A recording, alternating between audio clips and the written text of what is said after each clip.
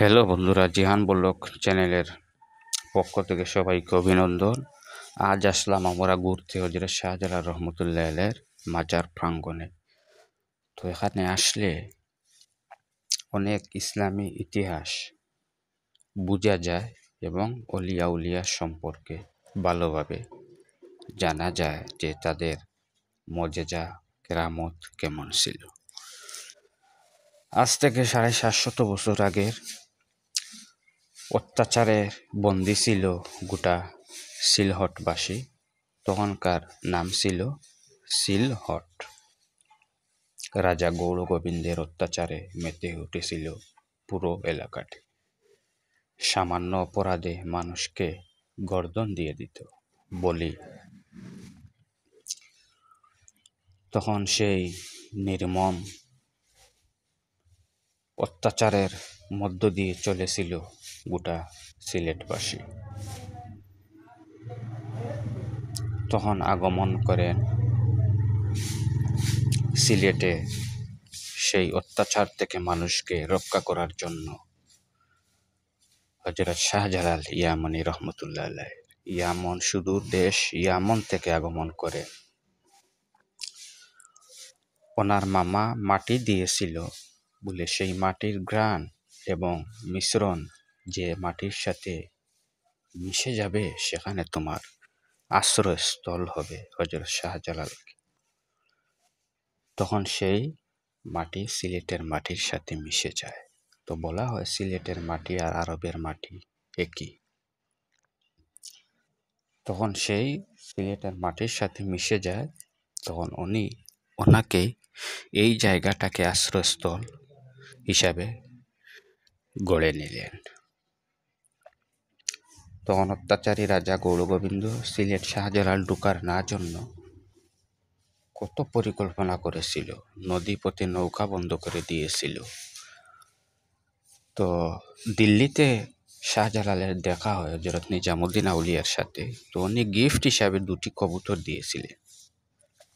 তো সফর সঙ্গী একজনের কাছে শাহজালাল সেই কবুতরগুলা দিলেন। উনি বললেন এই কবুতর দিয়ে কি হবে, তো দূরের রাস্তা। তো শাহজালালে বললেন সেই কবুতরের অনেক কাজ আছে, এগুলা রেখে দাও। তখন সুরমা নদী পথ বন্ধ করে দিল রাজা গৌরগোবিন্দ। নৌকা চলাচল বন্ধ করে দিল শাহজালালের আগমন শুনে। তখন তিনি 360 জন অলিয়া উলিয়াকে নিয়ে জায়নামাজ দিয়ে নদীটি পাড়ি দিলেন। তো জায়নামাজ দিয়ে পাড়ি দেওয়ার ফলে গৌরগোবিন্দ শুনে গেল। তখন সে কি করবে পরিকল্পনা চিন্তা করে পাচ্ছেন। তখন বলল মুসলমানরা তো বাতের মধ্যে পাড়া দেয় না।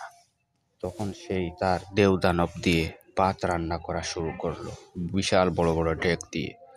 তো ভাতগুলা রান্না করে আশপাশ ফেলে দিল। তো তারা যেতে আসতে না পারে, তার রাজ্যের মধ্যে ঢুকতে না পারে। তখন শাহজালাল বললেন সেই 2টো কবুতর ছেড়ে দাও। তো 2টো কবুতর ছেড়ে দেওয়া হলো। তখন সেই 2টো কবুতরে সব ভাতগুলা খেয়ে রাস্তা পরিষ্কার করে দিল। তখন শাহজালাল আসলেন, এসে গৌর গোবিন্দর সাথে তরবারি দিয়ে যুদ্ধ করেননি, ওনার আদর্শ দিয়ে যুদ্ধ করেছিলেন। তখন গৌর গোবিন্দ সব কিছু, কেমন অত্যাচারী রাজা ছিল, সব কিছু ছেড়ে চলে যায়। তখন শাহজালালের হাত ধরে গোটা সিলেট আস্তে আস্তে আস্তে আস্তে ইসলামের আলোয় প্রবেশ করে। সেই বর্বরতার যুগ ছেড়ে দিয়ে ইসলামের আলোয়, ইসলামের আদরে জীবন চলাচল করা শুরু করে।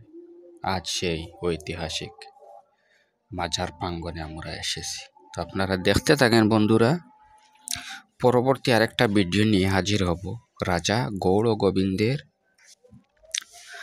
আশ্রয় রাজ্য, সেগুলো নিয়ে। তার কেমন রাজ্য ছিল এবং তার টিলাটা কেমন বড় ছিল, এবং যে শাহজালালের আজানের ধ্বনিতে 7 তলা ভেঙে চুরমাচুর হয়েছিল, সেই ধ্বংসবিশেষ তুলে ধরব ভিডিওর মাধ্যমে।